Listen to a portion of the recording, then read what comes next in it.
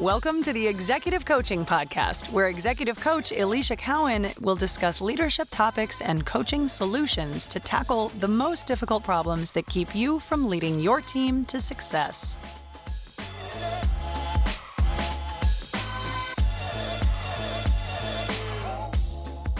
Hey there, leaders. It's Alicia Cowan. Welcome to episode number 81 of the Executive Coaching Podcast.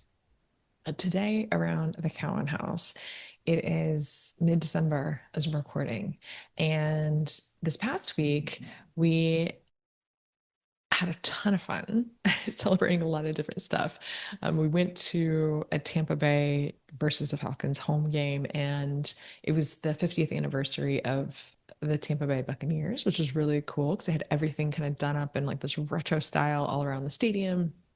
They had like their original, they call them like the creamsicle uniforms. Like the creamsicle was the like color that they had in their uniforms, and the team and the cheerleaders had them on, and the crowd had a ton of the jerseys on, the old retro jerseys. And it was really fun because they did this really cool special halftime show with like a ton of drones, and they did this whole like drone show, which was like super impressive and so fun.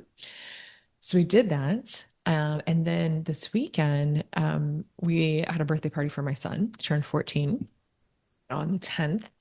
And so we had about 12 kids running around the house, and decided to jump in the pool, even though even the first Floridians, it is somewhat warm. It's not that warm. So I think they had a really good time celebrating. And yeah, so we're just really getting ready for the Christmas holiday. Got the trees finally decorated, and it's starting to feel very Christmassy. And so that's what's been happening the past week. But I like to fill you in on what's happening around the Cowan House. But really, I want to tell you, more importantly, what this month marks for me is my 5th year in business. So that is a really big milestone for me. And I'm really excited to celebrate year number 5 with you. I have had 3 years now of the podcast. I actually started working on it in November or fall of 22 and launched it, I think, in 23. So 3 years going strong of this podcast. And I have such a high level of gratitude just to be able to do this work. And I know not every business out there can maintain this long of a runway even. And I know what it can mean for a small business or a startup, right, to really get momentum and get going. So I have a massive amount of gratitude that I'm able to do this work. And to you specifically, I consider my listeners my clients as well. Some of you that I have met and some of you I haven't, but it's been such a fun platform to engage with you, listeners and clients. And it's just been a blast. And so I have learned so much, so much. I can't even begin to list all the lessons and all the learnings that I've had over the past 5 years. But I'm going to make an attempt at it in this podcast and really start by using a couple. And so I will say this, what I thought leadership growth and my own personal growth in building a business and coaching leaders, what I thought it would look like 5 years ago and what it actually looks like in practice, there is some overlap, but it is mind-boggling to me to even think about where I was 5 years ago and where I'm at now. And I will say, to give you a little bit of behind the scenes, is this episode will blend a little bit of lessons of my own growth this year in 2025, and also some lessons I also learned from my executive clients in 2025. I had a lot of reflection earlier today as I was preparing for this. And, I was just going down memory lane, thinking about all of my clients and all of the wins and successes I've had. And it was just a lot of fun. So I'm going to share a little bit about that with you today. And of course, as always, on this podcast, I do like to give you a little bit of behind the scenes and a background. But of course, as always, I'm going to honor the confidentiality of my clients. So I'm going to talk about patterns that are common and shared, and not specifics, of course. So let's dive in. Let's talk about it. So I want to start with my own growth and start with lessons and what I've learned, to give you a little bit of context and where I was for the year. So if you've been listening to me for any length of time. You might know some of these. If you're a first time listener, of course, I'll share and talk to you a little bit about what I've been going through this year. But the first lesson I learned this year was that growth requires choosing and getting into new rooms. So this year, I joined Dan Sullivan's Strategic Coach program. And if you're not familiar with him, Dan Sullivan is a coach for entrepreneurs himself. He's an author of many books, which are just fantastic. And I was introduced to his work and his philosophies from friends and other coach friends that I know. And so I decided to make a year-long commitment and join his program. And so I've just really been diving in and learning a ton by being in a different room. I am around people and entrepreneurs that are running all different types of businesses and learning all different types of philosophies and a lot of things that are influencing my work today. And really, it pushed me outside because typically I'm in rooms with other coaches and around people that are in kind of the same field. And so it's been really unique and just really pushing me in that way. And so trying a new coach, trying new frameworks, it really helped me this year. And so just it's a reminder, growth is not staying just stagnant. And while I love my old strategies and I'm loyal to the work that I've built, that has been a foundation to springboard into like the next thing. So getting in new rooms. I also put myself into a room with Cody Sanchez. If you are not familiar with her, she's also an entrepreneur and believes in small business. She calls them Main Street businesses, and also went to one of her masterminds in person in this year. And so just putting myself into new rooms and growing that way has been really great for me. The second lesson I've learned is your personal values can really help you create focus. So, one of my core values, maybe my one core value that my coach has helped me learn, is connection. And so, I've known this for a while now, but this year it really helped me focus. I really had this like sense of thinking about my work in terms of how I'm connecting to my clients, how I'm connecting to my network, how I'm connecting to even my friends and family. It really shaped how I coach, how I lead, how I position my work, and the work that I do. And so it's helped me with clarity, with more confidence, with like sharper decision making because I can run it through that lens. And so again, you can take that away for yourself. Is there a value that you really want to hone in on and focus around because it can help in that way? So that's one thing that I took away from this year. Uh, the third lesson for myself, self-care can be really strategic. So I think some of you on my podcast have heard this. Me say this earlier in the year. I had a surgery that was very intentional. It wasn't in reaction to anything. It was a very intentional surgery for my health and my future health.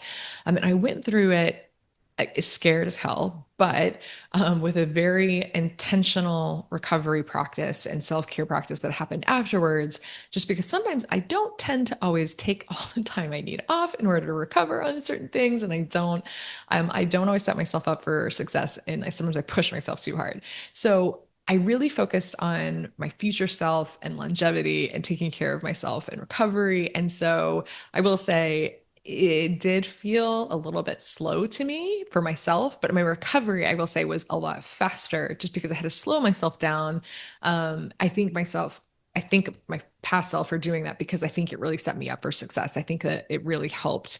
And I will say, trying to be overly productive or working yourself when you should be recovering can be a liability. And so being very strategic about your self-care can be massive as a leader. So my personal lesson number 4.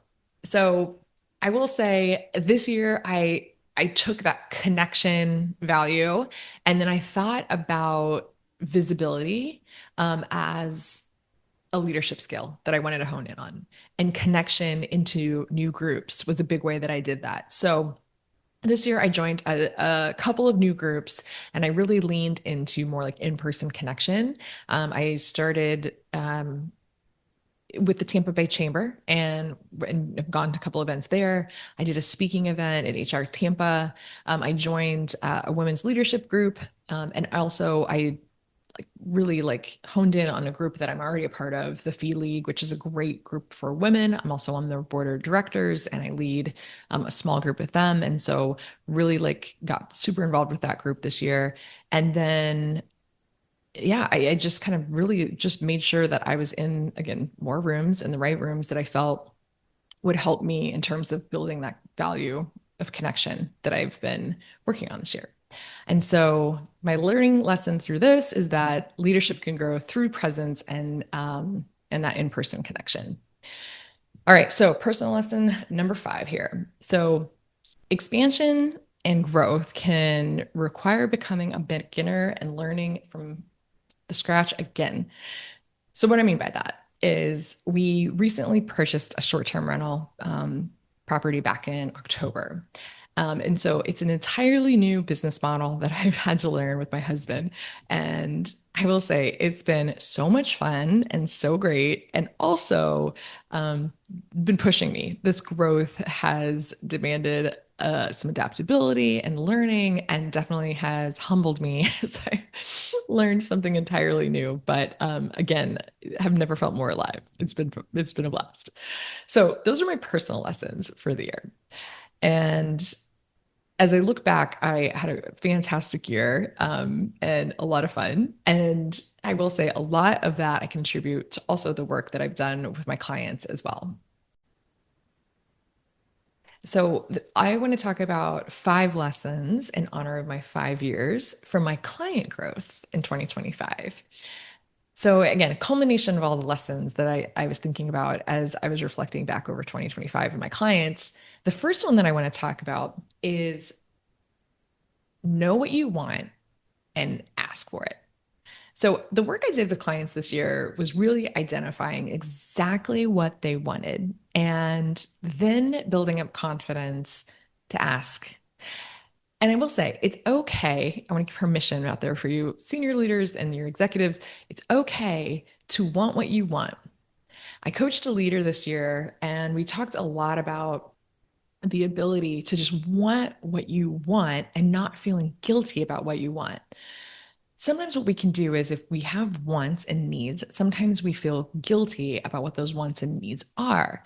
And if we don't feel like they're the most altruistic, like trying to help others or trying to help our family, and sometimes we just want something, whether it be a promotion or a role or something, in their career that somehow it has to be in service to somebody else and not just wanting it for ourselves.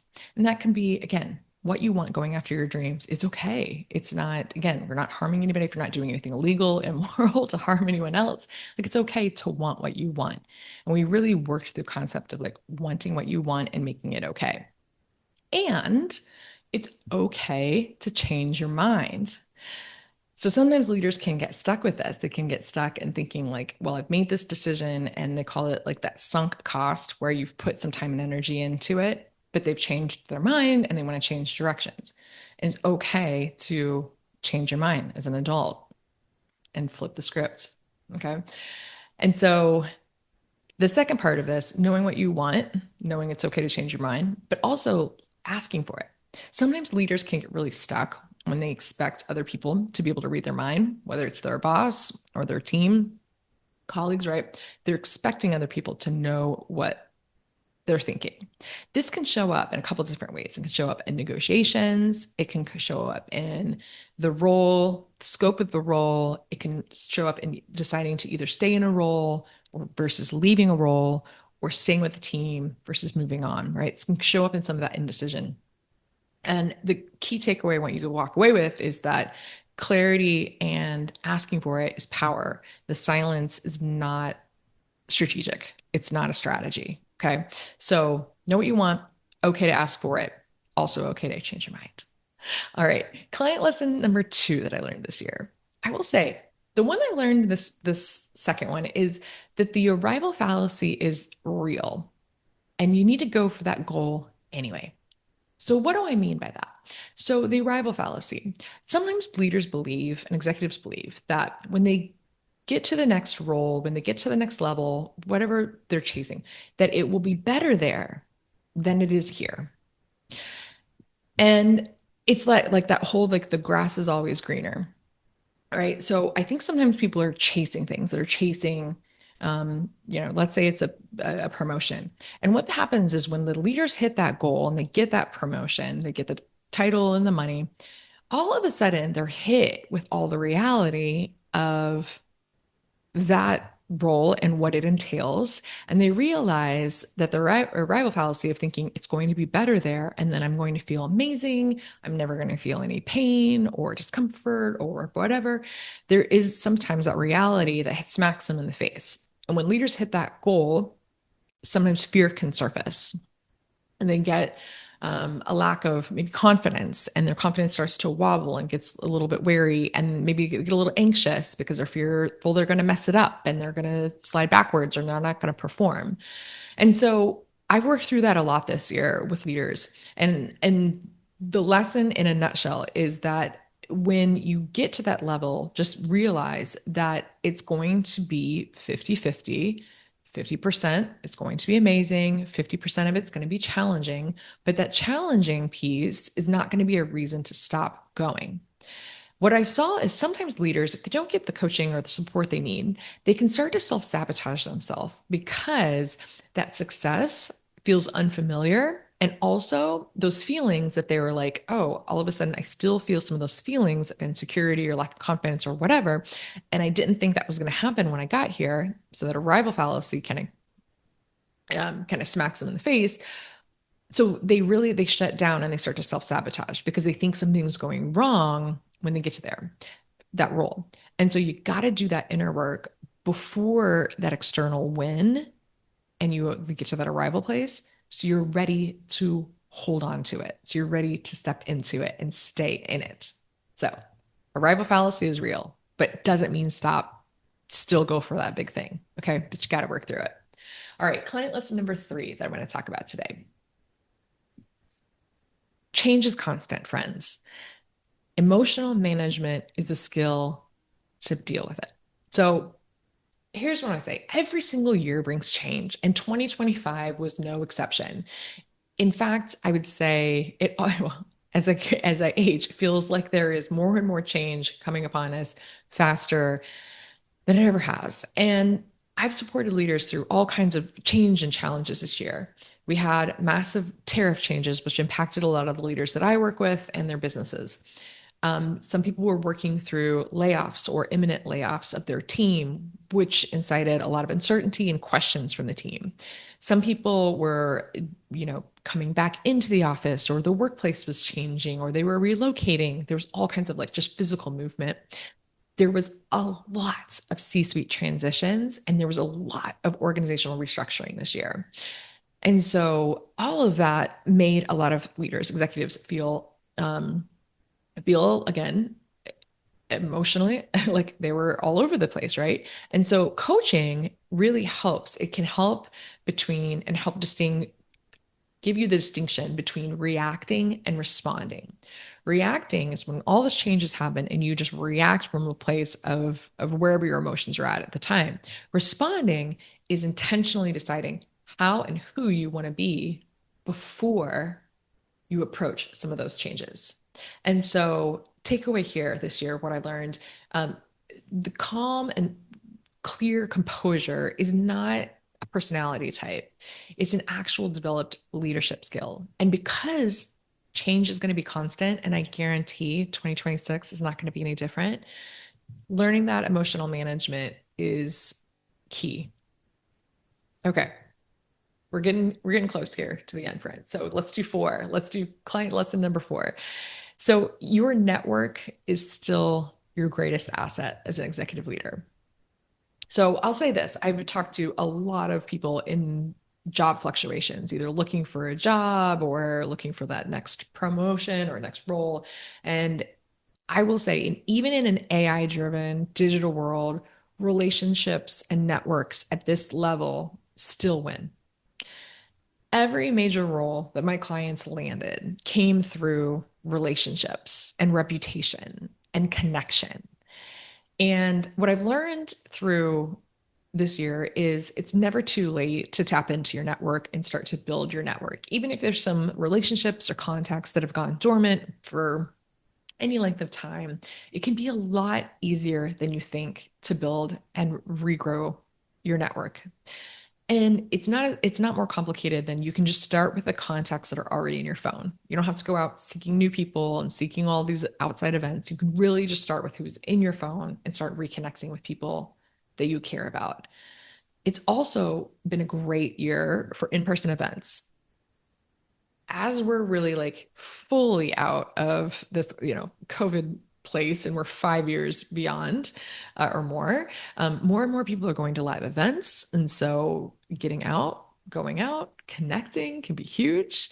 You can also just ask your immediate network. So as you're reconnecting with people that you already are caring about, just asking them for connections or for the next event that they would recommend is huge. So keep it simple. If you want to build your network in 2026, reconnect with people you trust. And these opportunities, they're moving at the speed of that trust. So network is everything. Don't feel like it's too late. It's still your greatest asset. Okay. And that brings us to client lesson number 5, friends, the very last one here. So the last one I learned this year, we talked a lot about executive presence, and executive presence can be built. And if you delay building it, it does have a cost. What do I mean by that? Well, when I say executive presence can be built, I talked a lot about how executive presence is not just a personality trait. It's not just your charisma. It is clarity and it's confidence.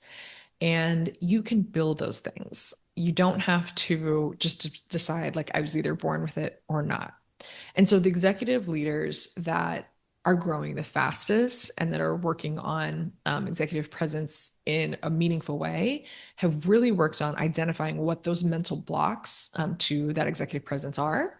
And when they reach every level and every next level, they work on removing some of those mental blocks with whatever they are when they get to that level. They're releasing outdated narratives that they may be holding on to. So whatever stories they've been telling themselves, they've done the work to like move beyond and past those things. And they decide how they want to show up in the room. And that really usually lends up being in a way that is even more authentic than they were before they did this work. So I firmly believe executive presence is not about trying to make you less of who you are. I actually believe it's making you more of who you are, but in a way that's really highly intentional. All right, so here's what it's costing leaders. When I see this, when people are delaying their growth or their executive presence, I see that costing them the ability to be authentic, the ability to be confident, and the inability to like lead their team in a way that feels hyper intentional. I believe it can cost them moving faster in terms of their advancement. I believe it can cause a delay in increased compensation. And the real costs can show up as, in ways that it not only impacts the leader and yourself, but also the team. So things like avoiding difficult conversations or tolerating underperformance from somebody on the team, maybe not building the network because of lack of confidence, or not going for the role or negotiating pay, or maybe it looks like weak team leadership, or maybe onboarding poorly into a new role. And so delaying growth is a decision, and rarely is it a neutral one. So just staying where you're at and not growing doesn't just mean that it's a passive neutral decision. What it means is it can really have a high cost, and to be thinking through what that cost looks like, super important. So that is 5 and 5, 5 personal lessons, 5 client lessons. And so being 5 years into this work, in addition to all my work as a leader of people myself and being in HR for so many years, here's what I know for sure. is that growth is super intentional. It's not something that leaders do accidentally. And the leaders who are really thriving, as a recap here, they ask for what they want and they know what it is they want. They invest in themselves early on. They manage emotions as a skill that they've built, not built on instinct or their personality. They build relationships and their network before they need them, but they also don't wait. If they need to restart and rebuild a network, they still get it started, and they prepare for opportunities before they arrive. So that's what I'll say, friends. I think 5 years in, for me, what I've seen is this work of coaching and growing yourself. It matters more now than ever. There's so many opportunities out there and so many different resources, but the ability to really hone in on yourself and be precise with the work that you need to do rather than trying to search and read 40 books that are sitting on your bookshelf and listen to a million podcasts out there trying to find the right answers. The work of coaching really matters more than ever. So I'm going to leave with this, friends. If this feels like the moment to recalibrate, that is not a problem. It's actually a signal to you. There is absolutely an opportunity to work with a coach, whether it's me or somebody else.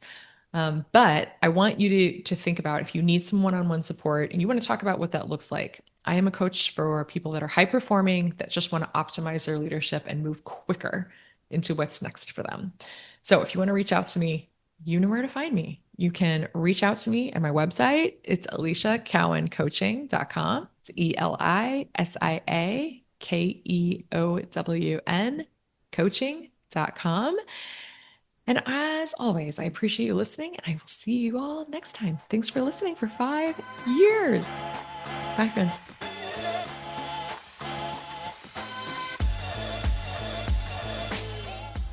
Thanks for joining us for this episode of the Executive Coaching Podcast with Alicia Cowan. If you're ready to have an executive coach who's ready to help you lead your team to success, then book an introductory call at EliciaCowanCoaching.com/call.